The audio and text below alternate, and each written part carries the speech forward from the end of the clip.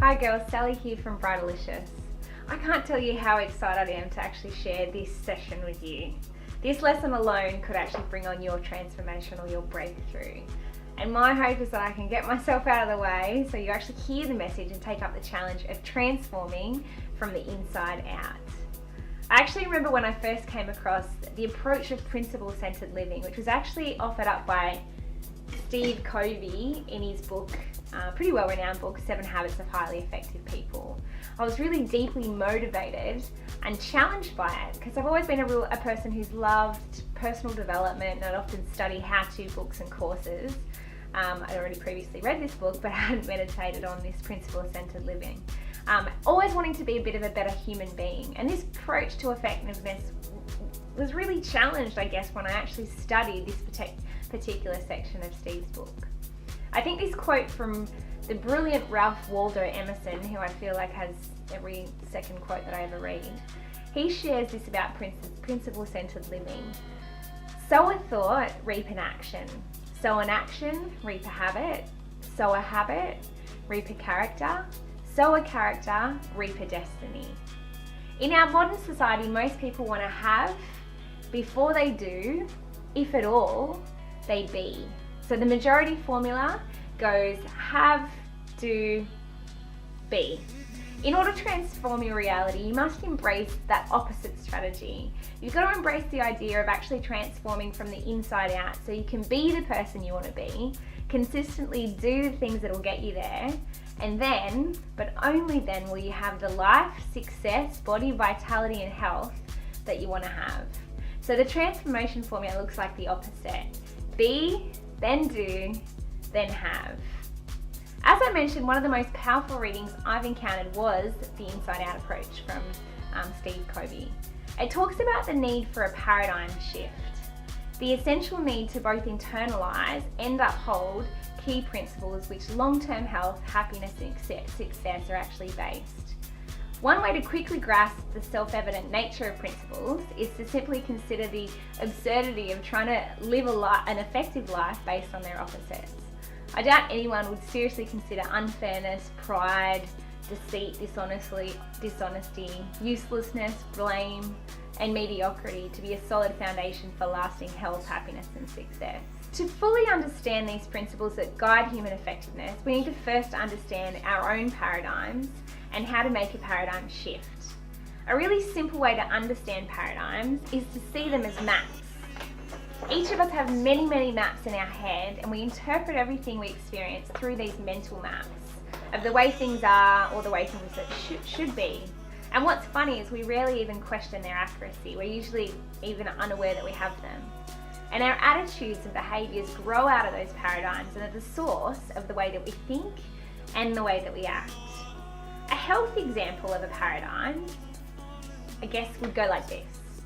A healthy example of a paradigm would be, I've started a new diet for the 5th time this year. I know I'm overweight and I really want to change. I've read all the new information, I've set goals, I get myself all psyched up with a positive mental attitude, and I tell myself I can do it, but I don't. After a few weeks, I fizzle. I just can't seem to keep a promise that I make to myself. Does this sound familiar to you? This situation is so real for so many women and could cause so much pain and heartache. The problem can't be solved by some quick fix personality shift, and it's so much deeper than that. It relates more so to your core values and your character. Maybe you want a healthy body on a conscious level, but deep down, your career or the life of a foodie or partier actually dominates your health. In this case, it's best to call it for what it is rather than blame a lack of time for your inconsistency in playing or meal preparation, and then actually accept, and if you can, embrace the consequences that come with that decision, at least in this season of your life, rather than fighting against it, because it's a losing battle. Both the personality ethic and the character ethic are examples of social paradigms. The personality ethic is the do part of the transformation equation. It should come after the character ethic, which is the be part, in the pursuit of happiness, health, and contentment. Think quick fixes, social band-aids, and aspirin that address acute problems and sometimes even solve them temporarily, but leave the underlying chronic problems untouched. to fester and then resurface time and time again. Things like education on communication, positive thinking, attitude training, personality growth, things like you'll fake it till you make it, smiling wins more friends than frowning. These things can improve communication, but ultimately won't support you to sustain the doing, as it neglects the importance of being genuine, really. Again, Emerson sums up the character ethic in his profoundly brilliant quote, "What you are, shout so loudly, my ears can't hear what you say." Character ethics should be the core focus of our lives, because out of it flows all the issues of life. The character ethic is based on the fundamental idea that there are principles that govern human effectiveness, natural laws that are just as real as laws such as gravity. Things like strong morals, integrity, humility, encouragement, loyalty, trust, fidelity, courage, justice, and patience, they're all character attributes, and ultimately you can't reap before you've sown.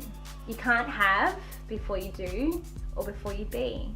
Think for a second how ridiculous it would be if you were to try to cram on a farm, to forget to plant in the spring, play all summer, and then cram the autumn to bring in the harvest. The farm's a natural system. The price must be paid and the process followed. You always reap what you sow. There's actually no shortcut. This principle is true for human behaviour. Why would the outcome of this cramming be any different for our bodies with quick fix diets or hardcore exercise programs come summer, when we've hibernated and been couch potatoes all winter? Too often we look for that shortcut, expecting to be able to skip some of the vital lifestyle steps in order to save time and effort and still reap that desired result of a fit summer body or a hot wedding dress body. It's simply impossible to violate, ignore, or even shortcut this natural process, as much as we try. It goes against nature, and these shortcuts will only result in disappointment and frustration. I'm sure we've all been there. Again, the price must be paid and the process followed. You always reap what you sow. There's no shortcut. You have to be healthy in mindset, do healthy lifestyle habits to have a healthy body. I hope you're really getting this, as it could radically change the way you approach both your health and your life. And I know for me it did. So in summary, the idea of living a principle-centered life is about embracing the guidelines for human effectiveness that are proven to have enduring and permanent value. The more closely your paradigms are aligned with these principles and the natural laws, the more accurate, functional, and long-lasting they will be. And the more accurate, functional, and long-lasting your health will be. Correct paradigms and character traits will infinitely impact your effectiveness, so much more than any amount of effort spent on changing your attitudes or behaviours. To finish with a quote from Rick Warren, "Don't let your talents, or your personality, take you where your character can't keep you."